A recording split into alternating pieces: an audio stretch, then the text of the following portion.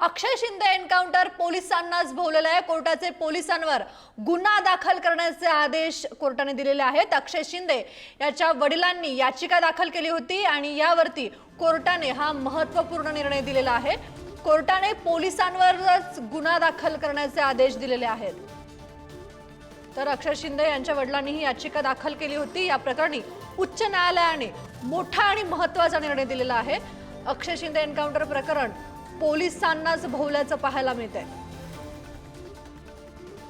बदलापूर अत्याचार प्रकरणानंतर अक्षय शिंदे याचा एन्काउंटर झाला होता आणि या प्रकरणातली ही मोठी अपडेट आहे। अक्षय शिंदे एन्काउंटर पोलिसांनाच भोवल्याचं पाहायला मिळतंय। कोर्टाने पोलिसांवरच गुन्हा दाखल करण्याचे आदेश दिलेले आहेत। महत्त्वाची आणि मोठी बातमी आपण बघतोय। अक्षय शिंदे याच्या वडिलांनी ही याचिका दाखल केली होती आणि यावरती उच्च न्यायालयाने महत्त्वपूर्ण निर्णय दिलेला आहे। कोर्टाने पोलिसांवरच गुन्हा दाखल करण्याचे आदेश दिलेले आहेत। अक्षय शिंदे एन्काउंटर प्रकरणी ही मोठी अपडेट आहे। बदलापूर अत्याचार प्रकरणानंतर अक्षय शिंदेचा एन्काउंटर झाला होता आणि या प्रकरणी आज उच्च न्यायालयाने मोठा निर्णय दिलाय। प्रतिनिधी निखिल चव्हाण आपल्या सोबत आहेत। निखिल, काय अधिकची अपडेट आहे?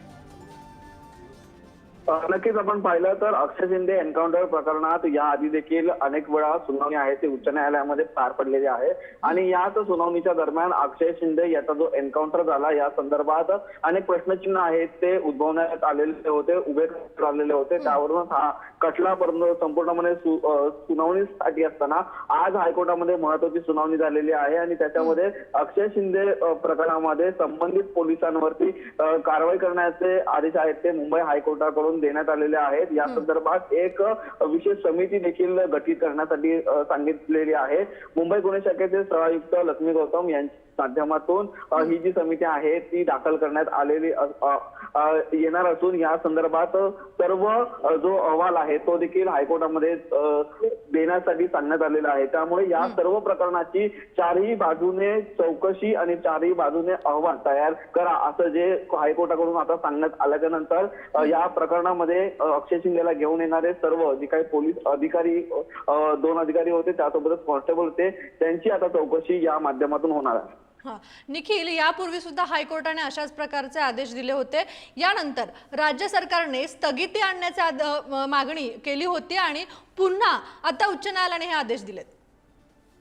नक्कीच आपण याआधी पाहिलं तर या प्रकरणामध्ये अधिकचे पुरावे या संदर्भात नसल्याचं देखील सांगण्यात आलेलं आहे आणि त्यासोबतच या प्रकरणाचा जो तपास झाला त्याच्यामध्ये जो अक्षय शिंदे पोलिसांकडून जे आरोप लावण्यात आलेले होते त्यामध्ये अक्षय शिंदेनीच ही बंदूक खेचली आणि त्यानंतर हा संपूर्णपणे गोळीबार केला असं सांगण्यात आलेलं होतं। परंतु त्यानंतर न्यायालयाकडून हे जे प्रश्नचिन्ह आहेत ते उपस्थित करण्यात आलेले होते की मग त्याचे हात का नव्हते बांधले, त्याला असंच खुलं सोडण्यात आलेलं होतं का। या सर्व गोष्टींच्या आधारे आहे ही पुन्हा केस आहे ती उभी राहिली आणि त्यामध्ये त्यांचे ऍडव्होकेट अमित कटारनवरे यांनी ही संपूर्णपणे बाजू आहे ती धरून ठेवलेली होती आणि या संदर्भात आता हा संपूर्णपणे ही सुनावणी होत असताना कोर्टाने हे जे आदेश आहेत ते आता दिलेले आहेत।